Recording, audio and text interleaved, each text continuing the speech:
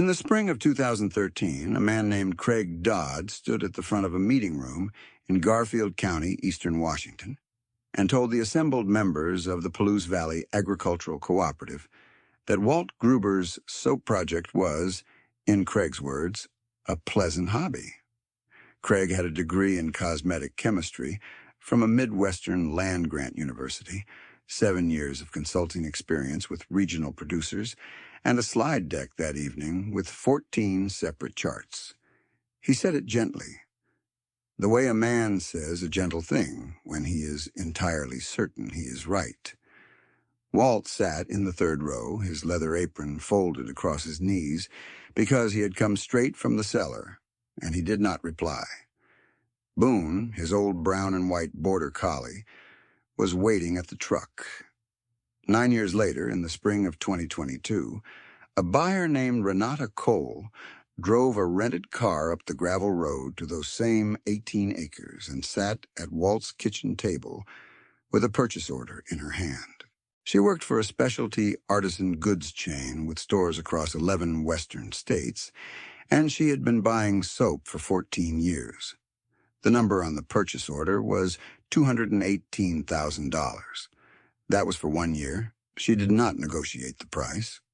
Walt set 2 cups of coffee on the table and went to the window and looked out at the gate where the brewery truck used to stop, and Boone put his chin on Walt's boot, and neither of them made a sound.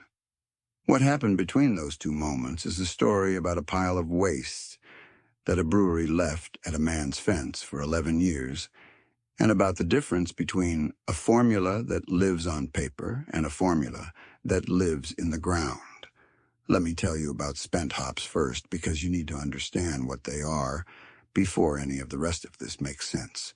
When a brewery finishes a batch, it has extracted what it needs from the hops, the aromatic compounds, the bittering acids, the aroma oils that make a finished beer what it is. What remains is called spent hops, or sometimes hop cake, a damp, compressed mass that smells faintly of pine resin and wet grain. For most breweries, it is a disposal problem. The solids don't compost as cleanly as grain trub. They clog conventional waste systems, and most municipalities in rural eastern Washington don't have infrastructure set up to handle them in commercial volume. So when Cascade Ridge Brewing opened its doors in Palouse in 2009 and started looking for somewhere to send 3 tons of spent material per year, Walt Gruber and his gate looked like a reasonable solution. The brewery's owner, a man named Pete Sari, had known Walt's family for 30 years. He asked if Walt wanted the material. Walt said yes. That was the full negotiation. The first delivery arrived on a Wednesday morning in early October of 2009. Pete Sari drove his own flatbed out because he did not yet trust the load to his regular driver, who had questions about the smell. The hop cake had been compressed into a rough cube by the brewery's hydraulic press, about 300 pounds of it damp and dark green going brown, and it smelled, in Pete's words, like the inside of a very old forest. He pushed it off the flatbed at the gate with a length of pipe and told Walt he would send more in about 3 weeks, when the next batch finished. Walt looked at the pile for a long time without saying anything. Boone came to the gate and put his nose into the material, and then sat back and sneezed twice.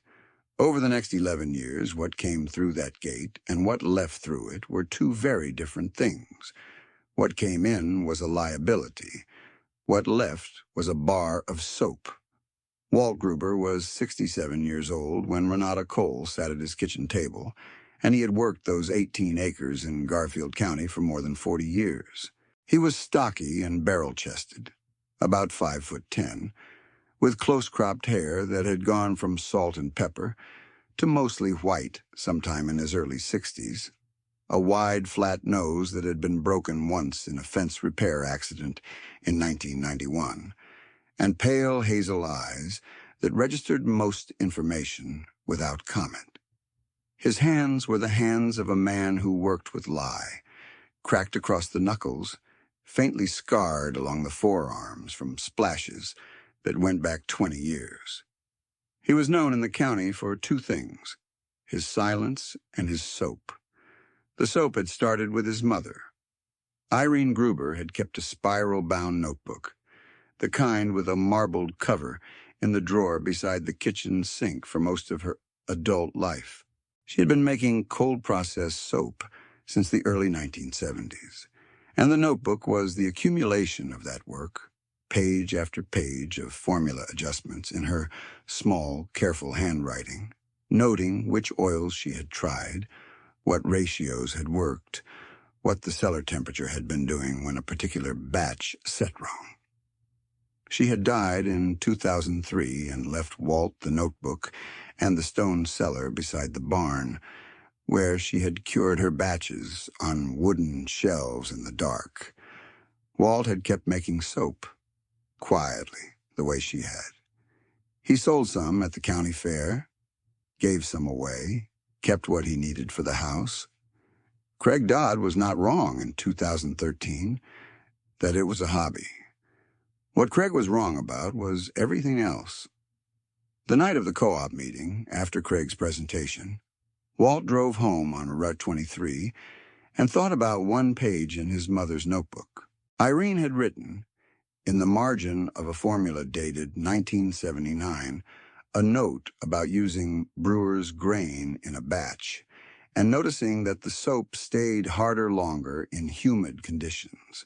She had underlined the word harder and drawn a small arrow toward the word humid, which she had circled. She had not known why. Walt had thought about that note on and off for years. When the Cascade Ridge spent hops started arriving at the gate in 2009, Walt had begun experimenting with integrating them into the cold process formula. He tried a 1/4 pound per batch first, then 1/2 pound, then 2 pounds. He kept records the way his mother had in a notebook of his own, a sturdier one with a canvas cover he had bought at the hardware store in Colfax. He noted what happened to the cure time, the hardness, the lather quality, the shelf life. What he found, across the first 3 years of working with spent hops at different inclusion rates, was that the soap cured denser and lasted longer than anything he had made before. His mother had written that note about brewer's grain in 1979 and never followed it further. Walt followed it. He had 11 years to work with. Let me tell you what he was working with and why it mattered. The compounds that make spent hops interesting for soap making are not the aromatic oils the brewer has already pulled away. They are the structural components left behind, the lupulin glands, which are the small yellow structures packed inside each hop cone, and the beta acids those glands contain. Beta acids are chemically stable compounds that do not isomerize the way alpha acids do under heat during the brewing process. The brewery did not need them. Walt did. In cold process soap making, which never heats the oils above about 85 to 100 degrees Fahrenheit during the saponification reaction, those beta acids survive intact through the cure. The beta acids in the lupulin fraction are mildly antimicrobial by nature, specifically bacteriostatic against certain gram-positive bacteria, which is the class of organisms most responsible for the skin odor and surface contamination that commercial soap is designed to address. In a commercial synthetic bar, that work is done by added preservatives, synthetic fragrance compounds, and sometimes antibacterial agents added near the end of formulation. In Walt's soap, the beta acids handled a portion of that function directly, built into the bar at the molecular level as a consequence of the chemistry of the hops themselves. There was a second thing. The spent hop solids, when dried and milled coarsely before inclusion, acted as a mild mechanical exfoliant and as a moisture-retaining matrix within the soap bar. This slowed surface erosion during use. The bar lasted longer on average between replacement, compared to commercial bars of similar size. Walt had data on this going back to 2011, entered in his canvas notebook. Weight of bar at start of use. Weight at end of a standardized test period. Notation on feel and lather consistency. He had not had that data tested in a laboratory because no one had asked him to provide it. But he had it. And then there was the cellar. Irene had built the formula in a stone cellar that sat partly below grade on the north side of the barn, shaded through the afternoon, naturally holding between 55 and 60 degrees Fahrenheit, and between 65 and 75% relative humidity through most of the year. Cold-processed soap cures best in stable, slightly cool, moderately humid conditions. The stability matters as much as the temperature itself. Soap that moves through a wide temperature swing during cure tends to develop surface cracking, uneven hardness through the bar's cross-section, and inconsistent lather performance. A bar cured in a space that swings between 48 and 80 degrees across a month is a different product than a bar that cured at a steady 57. The stone cellar, because of its mass and its partial burial and its northern shade, simply did not swing. The walls were 2 feet thick. The earth around them was the same temperature in August that it was in December, more or less. Irene had understood this in the way that a person understands something they have experienced across 30 years of consistent results. She had not put it in those terms. She had written, in the notebook, that the cellar was reliable. That was the word she used, reliable. The stone cellar had been providing those conditions, without any mechanical assistance, for decades. Walt had never installed climate control because it had never needed it. Craig Dodd had noted, in his 2013 presentation, that Walt's operation had no quality-controlled curing environment, by which he meant no HVAC system. He had been describing a liability. He had been describing an asset. The co-op meeting in spring of 2013 had been Craig's third visit to Garfield County in that capacity.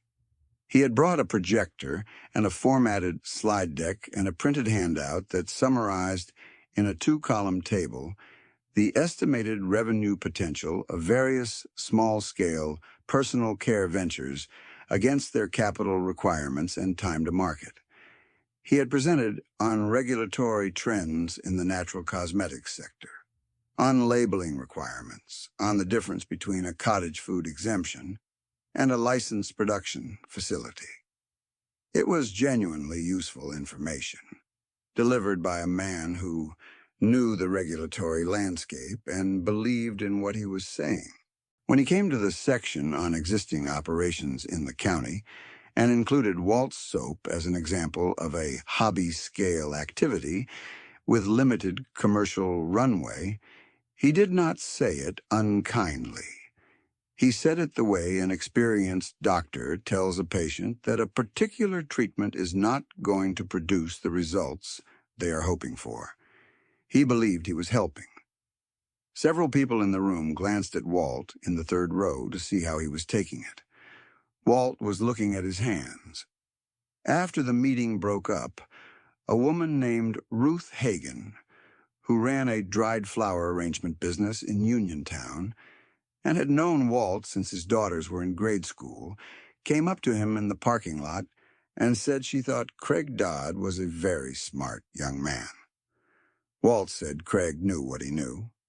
Ruth said that was a charitable way to put it. Walt said he supposed it was.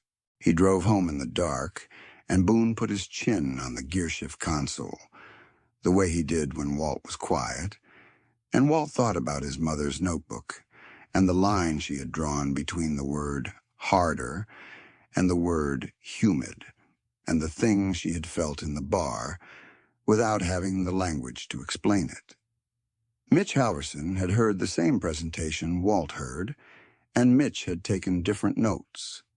Mitch was 54 at the time, Walt's neighbor to the east, a man who had run a small-scale personal care products operation of his own for about 6 years, and who had been looking for a way to scale it. Craig Dodd's slides had included a section on contract manufacturing, specifically the third-party facilities that could take a formula, produce it at volume, and private label it for a regional brand at a unit cost that, according to Craig's projections, penciled out well against the artisan market's retail price point. Mitch had sat in the front row and asked 3 follow-up questions after the presentation.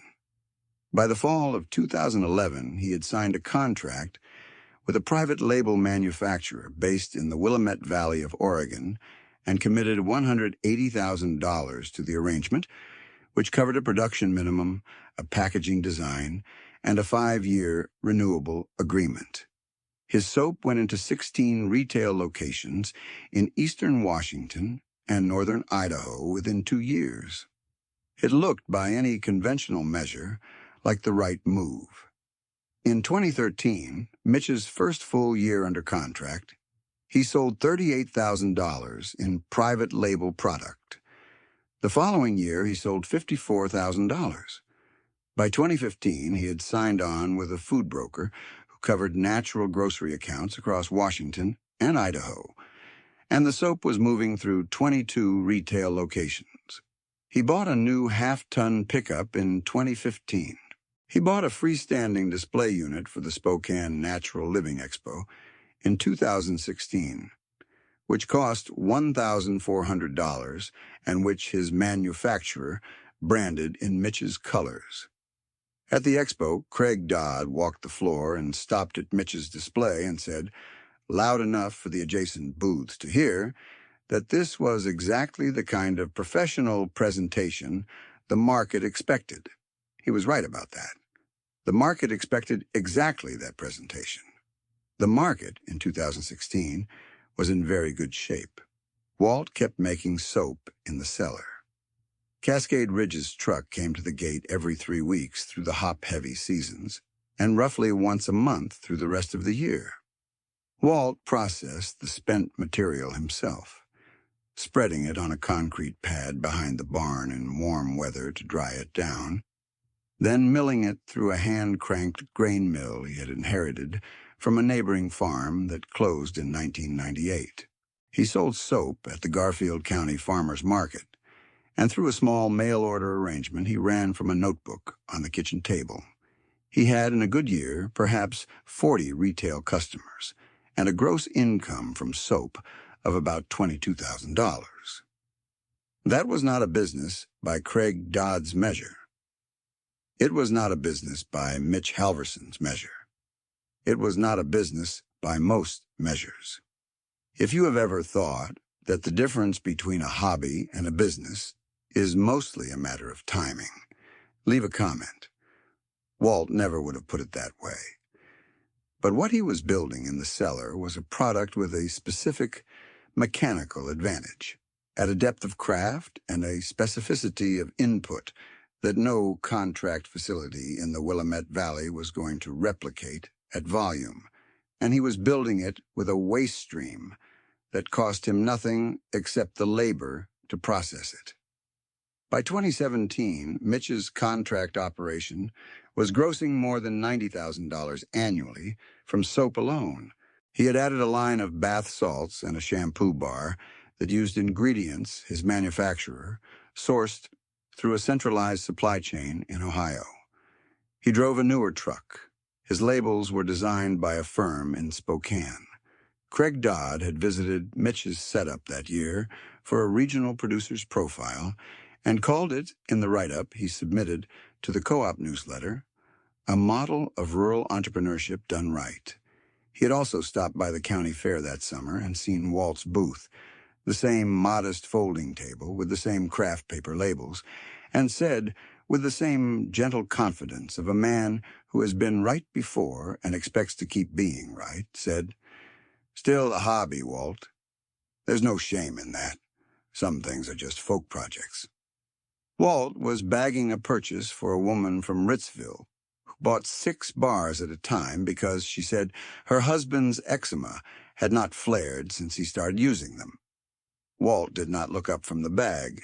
He was thinking about a note his mother had written in 1979 and about what the lupulin fraction was doing to the beta acid profile of the current batch, and about the moisture readings in the cellar that week. He was not thinking about Craig Dodd. Between 2017 and 2019, Walt's mail order list grew from 40 customers to 83, almost entirely through word of mouth from people who had bought at the farmer's market, or from someone who had. The woman from Ritzville, whose husband had the eczema, sent him a note in the summer of 2018, written on lined paper in a careful cursive, saying that she had tried to find a substitute when he sold out at the market in June, and that nothing else had worked the same way. She included a money order for an extra 6 bars as a deposit on the next season. Walt put the note in the drawer with Irene's notebook. He also, that same summer, declined a request from a buyer at a specialty grocery store in Seattle who had heard about the soap through the Spokane food blogger and wanted to discuss wholesale pricing. Walt said he was not set up for wholesale. The buyer sent 2 follow-up emails, and Walt did not reply to either of them. It would be 3 years before that same buyer called back, through a different chain, under a different name, and this time he would not be asking about wholesale pricing. Walt was running the cellar at the same pace his mother had run it, which was the pace of the material, 6 to 8 hours per batch, 4 to 6 weeks of cure time. The hop deliveries set the seasonal rhythm. In September, when Cascade Ridge finished its Harvest Fresh batches, the delivery was heaviest, sometimes 400 pounds in a single visit, and Walt would spend 3 days on the processing pad before the material was dry and milled and ready for inclusion. In January and February, the deliveries were lighter and the cellar was at its most stable temperature, and those winter-cured batches hardened densest. Walt had noted in his canvas notebook, starting around 2016, that the winter batches consistently outperformed the summer batches in a durability test he ran on himself. Same bar, same use frequency, weight tracked to the gram every Sunday morning for 12 weeks. The winter batches lasted an average of 9 days longer. He had written that observation down. He had not told anyone about it. The first sign that the ground was shifting arrived in the early months of 2020. Mitch mentioned at a gas station in Colfax in February of that year that his Ohio supplier had sent a notice about ingredient availability on 2 of the surfactant compounds in the shampoo bar formula. The supplier was managing a backlog. Nothing critical, they said. Just a notice. Mitch was not worried. 2 months later, Craig Dodd hosted a regional crafts and personal care producers meeting in a VFW hall in Pullman, and the conversation turned to wholesale and retail buyer preferences, and Craig said, summarizing the state of the market as he understood it, that the artisan side of the personal care business faced a structural ceiling in the absence of professional formulation, certified manufacturing facilities, and scalable ingredient sourcing. He glanced once in Walt's direction. The Folk Project ceiling, he called it. Some producers hit it early. Some hit it later. But it's there. Walt drove home on Route 23 and checked on the cellar and scratched Boone behind the ears at the gate. Boone was 8 years old by then, slower than he had been, but still at the gate every evening when Walt came out. Then came 2021. The supply chain disruption that moved through the personal care and cosmetics manufacturing sector in 2021 was not a single event. It was a compound failure, built from shipping delays and containerized freight from Southeast Asia, where several key synthetic surfactant and emulsifier feedstocks were processed. Combined with a drought-driven reduction in domestic castor oil and certain vegetable wax production, layered against a palm oil sourcing controversy that pushed several major suppliers to reformulate, which created a secondary shortage in the conventional cold process segment of the market. For producers like Mitch, who ran a formula built on centralized supplier relationships and a Willamette Valley contract manufacturer, the impact came in a letter. His manufacturer notified him in April of 2021 that production on the shampoo bar line was suspended indefinitely and that the private label soap contract would not renew at its current terms. Mitch had $47,000 in finished inventory he could not sell against the reformulated label standards his retail buyers had just begun applying, and a manufacturing relationship that had cost him $180,000 to establish and was now worth nothing. At the same time, and entirely separately, a wave of clean ingredient audits moved through the specialty retail segment. Buyers at regional and national specialty chains had begun requiring ingredient disclosure, third-party safety assessments, and documentation of sourcing for every input in a personal care line. Synthetic preservatives, synthetic fragrance compounds, and certain petrochemical-derived surfactants were being flagged. The audit requirements were not a moral statement. They were a market signal. And what they signaled was that the products best positioned for the coming retail environment were the ones built around verifiable, traceable, minimally processed inputs. Walt's soap had 3 ingredient categories: saponified oils he sourced from a pressing cooperative in the Palouse, lye he ordered from a chemical supply house in Spokane and had been ordering from for 22 years, and spent hops from Cascade Ridge Brewing at the rate of 3 tons per year delivered free to his gate. His ingredient list was 6 items long. His sourcing documentation was a 12-year notebook and a standing handshake arrangement with Pete Sari at the brewery. He had never submitted to a third-party audit because no one had required it. He could have written the audit documentation in an afternoon. Through all of 2021, Walt's operation did not change by a single step. The lye came from Spokane. The oils came from the pressing cooperative. The hops came from Pete Sari's truck at the gate on the same schedule they always had. The cellar temperature stayed between 55 and 60 degrees. The batches cured on their wooden shelves in the dark for 4 to 6 weeks. Walt tracked every variable in his canvas notebook, and the variables did not vary because he had not changed anything. He had never introduced an external ingredient that could disappear. He had never signed a contract with a facility that could go dark. He had never touched a synthetic surfactant or a petrochemical emulsifier, not because he had anticipated a supply chain disruption, but because his mother's formula had not used them and they had not seemed necessary. The cellar did not know there was a disruption. The hops continued to arrive. The bars continued to cure. Walt drove past Mitch's property twice a week and noticed that the lights in Mitch's processing shed, which had been on most evenings since 2013, went dark sometime in June and stayed dark. Nora Gruber had come home in June of 2021 with a business degree from Washington State University and a set of assumptions about how small batch production operations either grew or stayed small forever.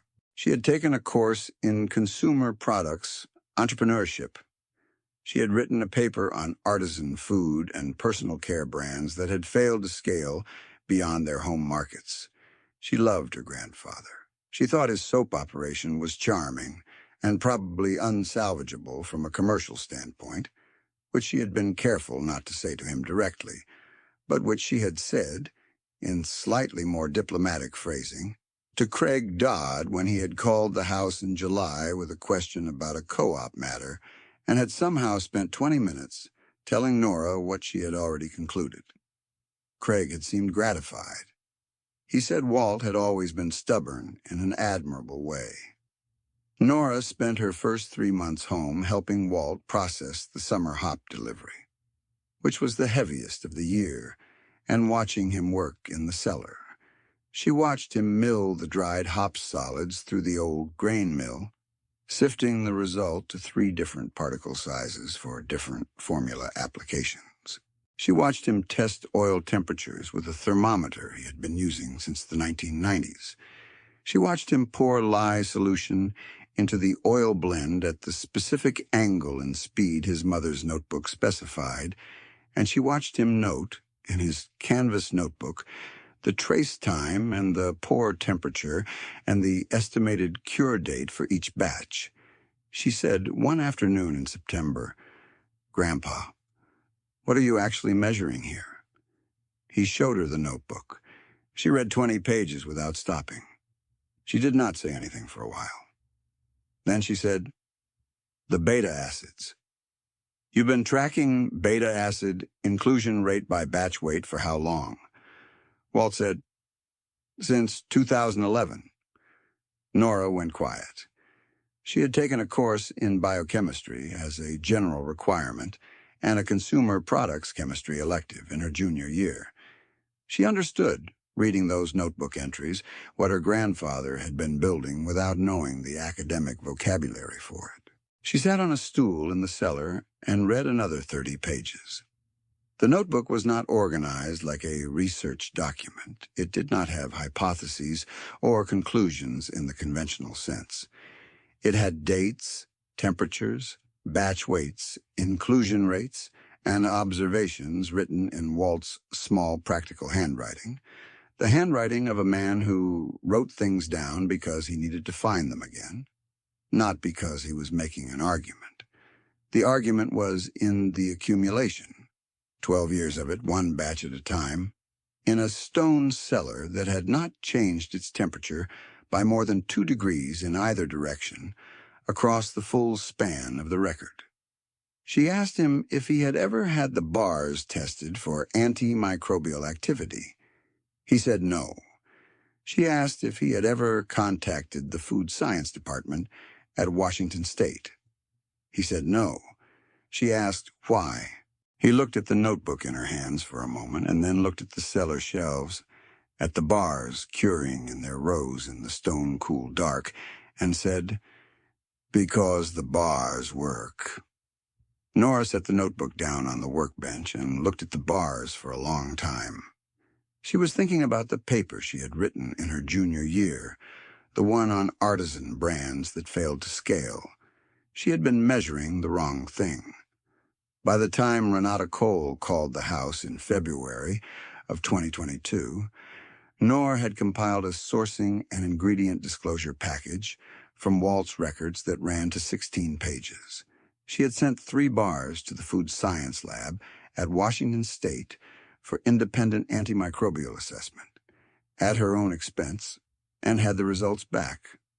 Measurable bacteriostatic activity against the target organisms, well above the activity level of a standard commercial bar at equivalent weight.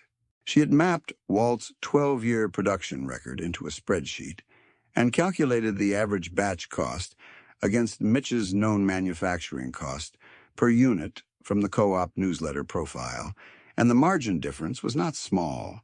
Renata had heard about Walt's soap from a food blogger in Spokane who had bought 6 bars at the farmer's market in October, and she had reached out through the co-op's contact listing to ask if she could visit.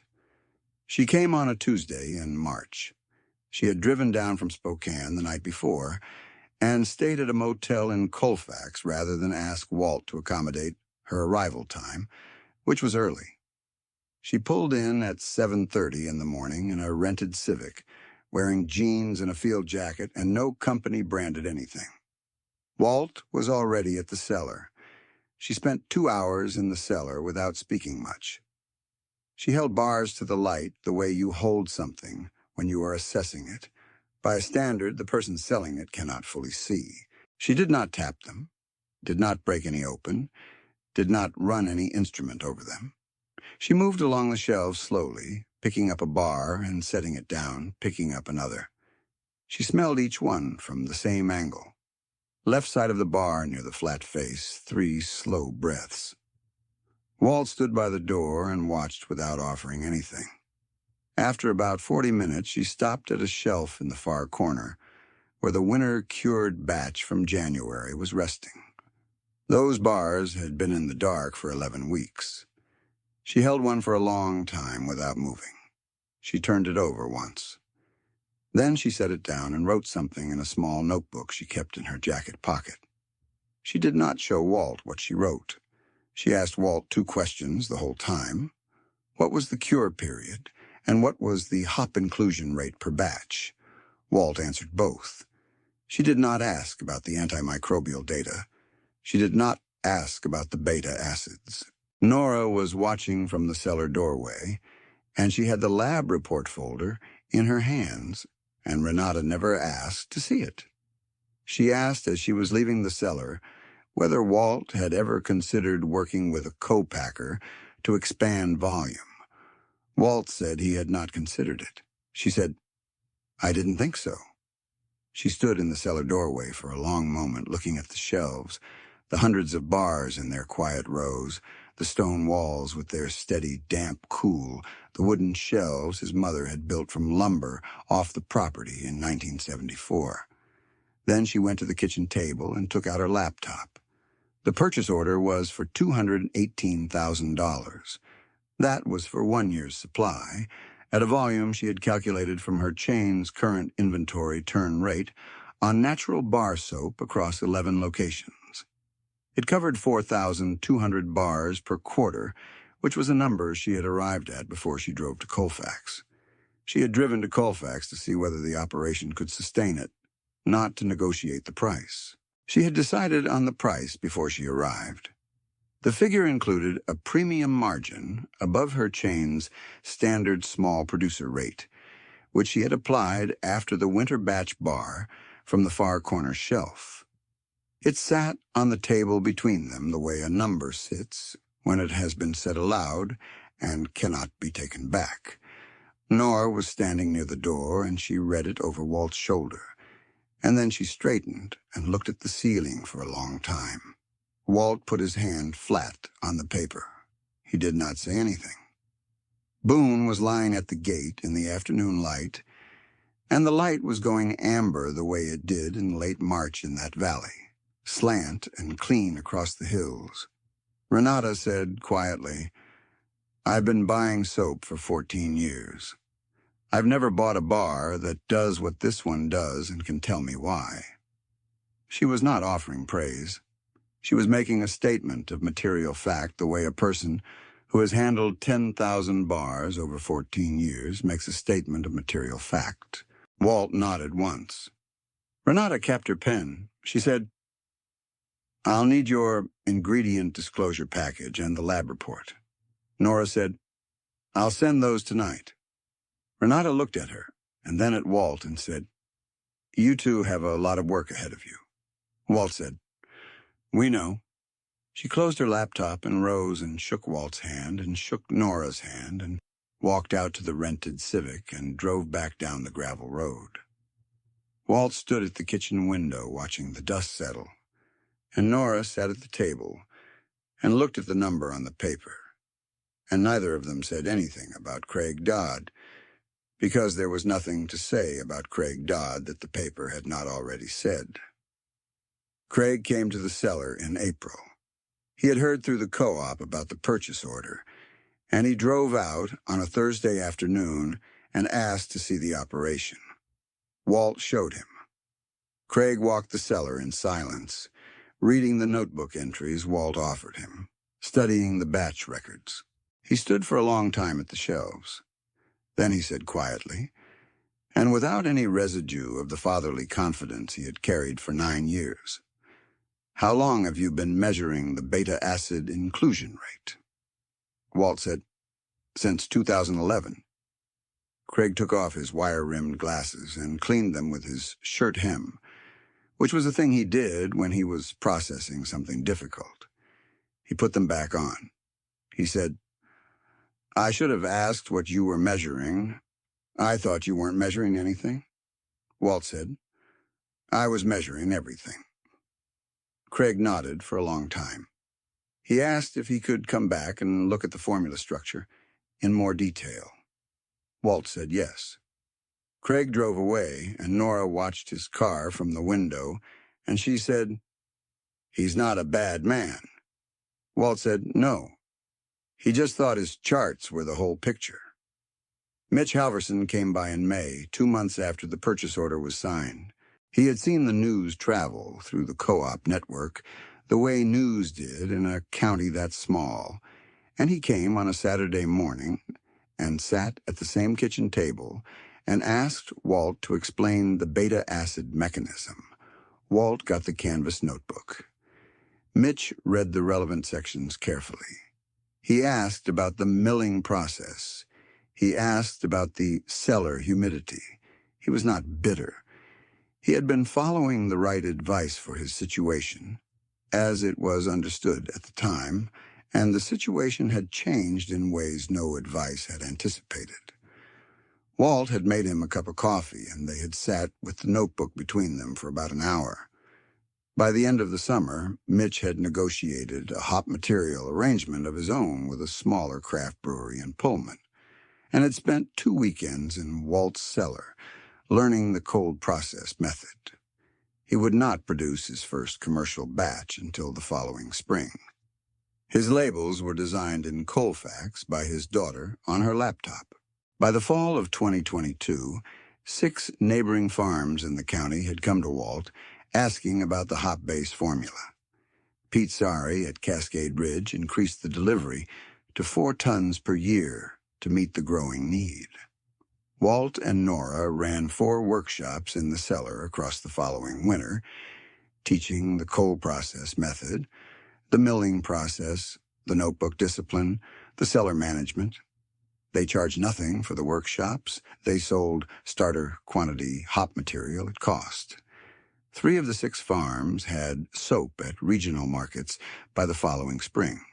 Walt kept the operation at the 18 acres. He refused 2 investment inquiries that came in over the following 18 months, both from the same kind of clean, professionally worded email that spoke a language his mother's notebook did not. He paid the remaining balance on the land in full in the summer of 2022. It was $34,000, which the bank had been carrying for 11 years. Irene Gruber's spiral-bound notebook stayed in the drawer beside the kitchen sink. But by December of 2022, Nora had made a clean transcription of it, formula by formula, with her own notations in the margins, the beta acid mechanism, the bacteriostatic data, the moisture retention measurements, the cure time data going back to 2011. She bound the transcription in a canvas cover the same color as Walt's working notebook and put it on the cellar shelf beside the current batch records. There were now 2 notebooks, the older knowledge and the newer knowledge, sitting together in the stone cool dark, waiting for whoever came next. Walt gave her his canvas notebook the following spring at the start of the new hop season. He handed it to her at the cellar door where Boone was lying in the morning sun, with his chin on his paws. He did not say anything about it being hers now. He did not need to. She took it and went inside, and Walt went to open the gate for the brewery truck. There are 2 ways to know a thing. One way is to learn what the studies say, build a model, run the projections, consult the charts, and arrive at a confident conclusion about what is and is not viable before you have ever gotten your hands into the material. That kind of knowledge travels easily. It fits on a slide deck. It writes well in a newsletter profile. It is genuinely useful, right up to the edge of what the model can measure, which is never quite where the actual world ends.